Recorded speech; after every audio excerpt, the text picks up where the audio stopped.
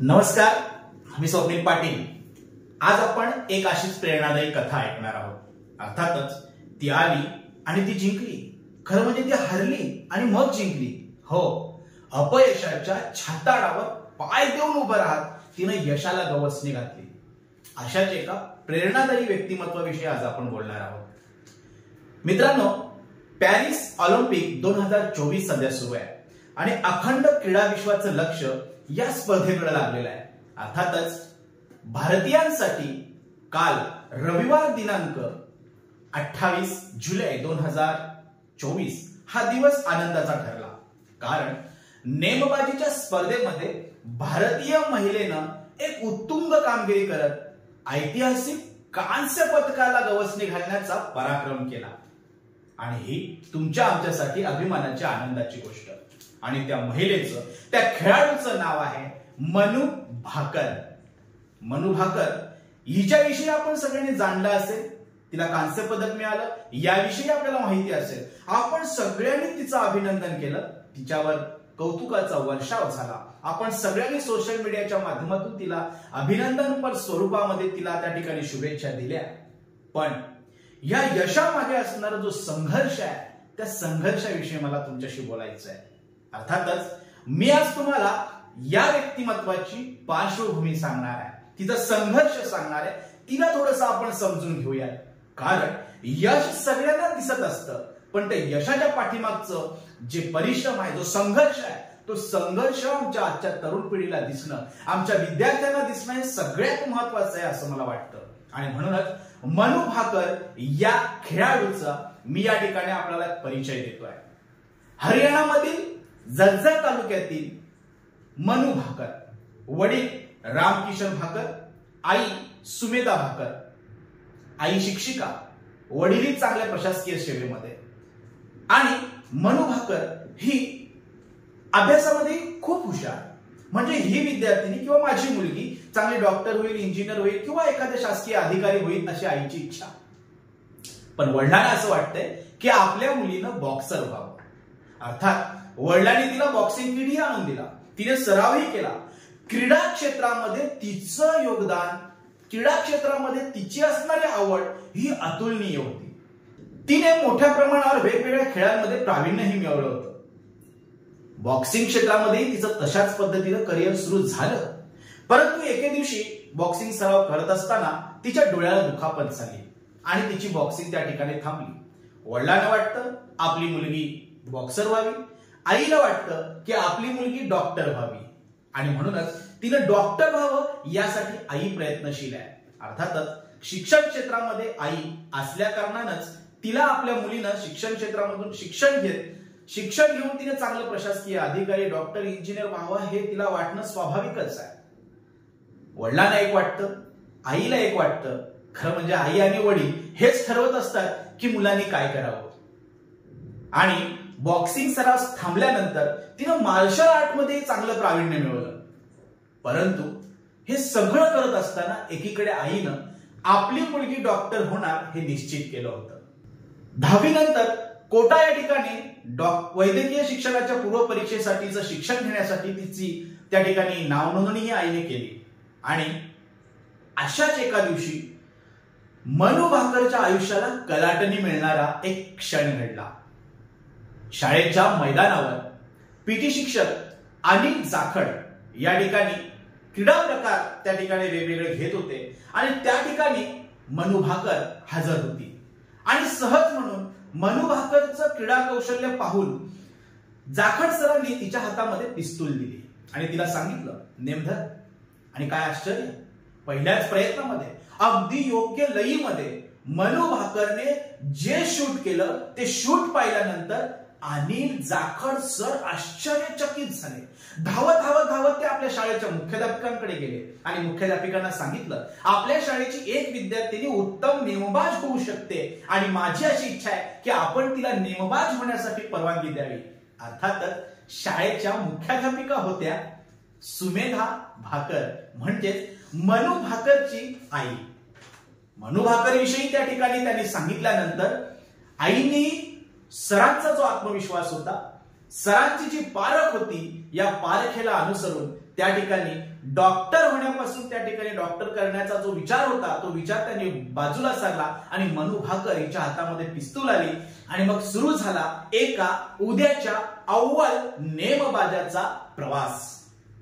अर्थात हा प्रवास काही सोपा नव्हता, तो तितकाच कठीण होता. परंतु काहीतरी मिळवण्यासाठी कठोर परिश्रम, कठोर संघर्ष हा करावाच लागतो, हा इतिहास आहे. हे तुम्हाला आम्हाला सगळ्यांना याची जाणीव आहे आणि यातूनच, या जाणीवेतूनच, प्रखर प्रयत्नातून, जबरदस्त एकाग्रतेतून नेमबाजीच्या क्षेत्रामध्ये मनू भाकर हिने चांगलं प्रावीण्य मिळवलं. अनेक स्पर्धांमध्ये तिने यश मिळवलं आणि राष्ट्रकुल स्पर्धेमध्ये 2018 साली मनू भाकर हिला सुवर्ण पदक मिळालं. आणि साहजिकच आहे, जबरदस्त आनंद त्यांच्या परिवाराला झालाच आणि या आनंदातूनच तिच्या आईला खात्री पटली की आपली मुलगी निश्चित स्वरूपामध्ये चांगली कामगिरी या नेमबाजीच्या क्षेत्रामध्ये करेल. आणि त्याच दिवशी म्हणजे 2018 साली मुख्याध्यापिका सुमेधा भाकर अर्थात मनू भाकरच्या आई हिने आपल्या प्रशासकीय शासकीय सेवेचा त्या ठिकाणी राजीनामा दिला आणि मग तिथून पुन्हा एकदा नव्या जोमानं मनू भाकरीचा प्रवास सुरू झाला. हा प्रवास इतका जबरदस्त होता, अलौकिक होता की या प्रवासानंतर तिची जी ऊर्जा होती, तिची जी इच्छाशक्ती होती इतकी प्रचंड वाढली होती आणि हीच इच्छाशक्ती, हीच ऊर्जा आणि तिचे सारे प्रयत्न तिला 2021च्या ऑलिम्पिक पर्यंत घेऊन गेले. अर्थातच ऑलिम्पिकसाठी भारताकडून तिची निवड झाली. किती मोठी गोष्ट आहे ना, एका सामान्य घरातील मुलगी, एका छोट्या खेड्यातील मुलगी ऑलिम्पिकसाठी निवड केली जाते, ही तिच्यासाठी सगळ्यात महत्वाची गोष्ट होती, मोठी गोष्ट होती, अभिमानाची गोष्ट होती.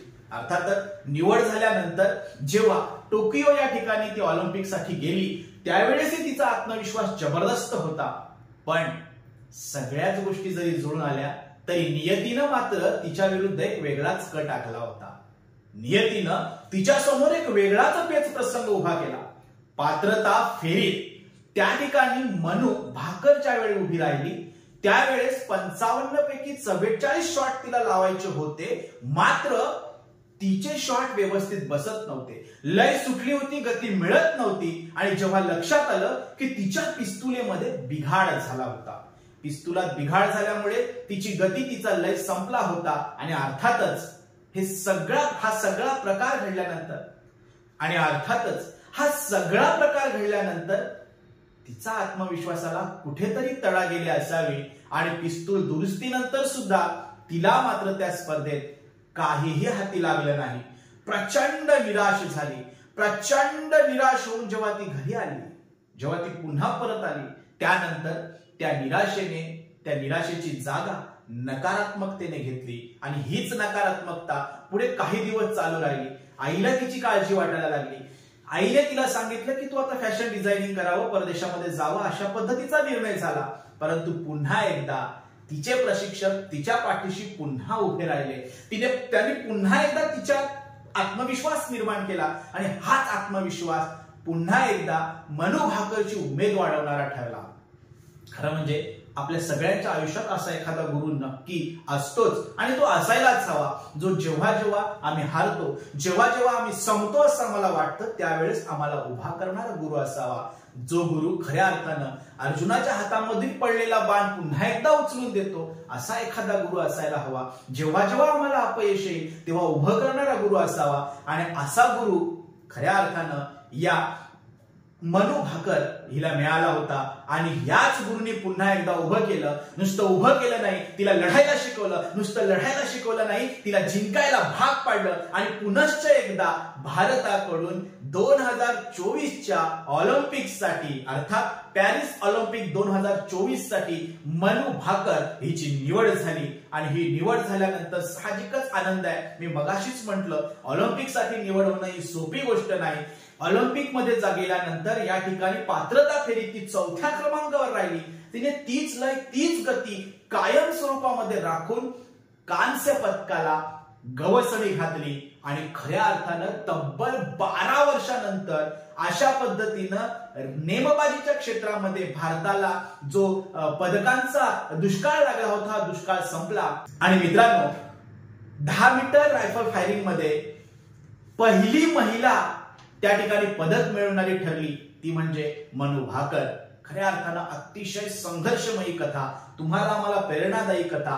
यश समोर दिसत असतं, पण त्या यशामागची असलेली जी साधना आहे ती कशी असते ही तुम्हाला आम्हाला समजून घ्यावी लागेल. आणि ही समजत असतानाच तुम्हाला आम्हाला आमच्या क्षेत्रात तशा पद्धतीची साधना करावी लागते. आणि म्हणूनच मनू भाकरकडे पाहिल्यानंतर म्हणावं असं वाटतं, कुठलंही अपयश म्हणजे शेवट नसतो. अपयशानंतर जी सुरुवात होते ती यशाकडे नेणारी असते, ती सिद्धीकडे नेणारी असते. आपली साधना महत्वाची आहे, आपला प्रयत्न महत्वाचा आहे. म्हणूनच मनू भाकर हिने पदक मिळवल्यानंतर तुम्हाला आम्हाला जो संदेश दिला आहे तिचं मनोगत तुम्ही आम्ही जर ऐकलं तर ती एक सुंदर वाक्य म्हणून गेलेली आहे. ती असं म्हणते की मी श्रीमद भगवद्गीता नियमित वाचते, त्या श्रीमद भगवद्गीतेतून मला प्रेरणा मिळते, मला शिकवण मिळते, मला मार्गदर्शन मिळतं आणि त्याचमुळे मी यश प्राप्त करू शकले. ती असं म्हणते की श्रीमद भगवद्गीता मला सांगते प्रयत्न करणे हे तुमच्या हातात आहे, अंतिम यश तुमच्या हातात नसतं. याचाच अर्थ आम्हाला सगळ्यांना प्रयत्न करायचा आहे. यश आज न उद्या मिळणार आहे, पण प्रयत्न सोडायचा नाहीये. ही सगळ्यात महत्वाची गोष्ट तुम्हाला आम्हाला मनू भाकर सांगते आहे. आपण हीच गोष्ट मनामध्ये ठेवूया. आणि सर्वात महत्वाची गोष्ट, ज्या देशाने आजपर्यंत स्त्रीचा सन्मान केला नव्हता किंवा स्त्रीवर अन्याय केले, आपण जर आपला इतिहास अभ्यासला तर आपल्या लक्षात येतं की स्त्रीवर अत्यंत ती अबला आहे अशाच पद्धतीनं पाहिलं जातं. परंतु मी अबला नाही, मी सबला आहे हे इथल्या स्त्रीनं वारंवार दाखवलेलं आहे. आणि म्हणूनच तुम्ही आम्ही जर विचार केला तर 2016 साली साक्षी मलिक या महिलेनं भारतासाठी पहिलं ऑलिम्पिक पदक जिंकलं. आणि 2020-21 साली मीराबाई चानू हिने या महिलेनं पहिलं ऑलिम्पिक पदक भारतासाठी जिंकलं. आणि 2024 साली पुन्हा एकदा महिलेनंच म्हणजे अर्थातच मनू भाकर हिने भारतासाठी पहिलं ऑलिम्पिक पदक मिळवलं. ही सगळ्यात मोठी गोष्ट आहे, नोटीस करण्यासारखी गोष्ट आहे. म्हणून आपण सगळेजण मनू भाकरने दिलेला जो संदेश आहे त्या संदेशाचं पालन करूया, प्रयत्न करूया, आपल्या क्षेत्रात विजयी होऊया, यश संपादन करूया. जय हिंद, जय भारत.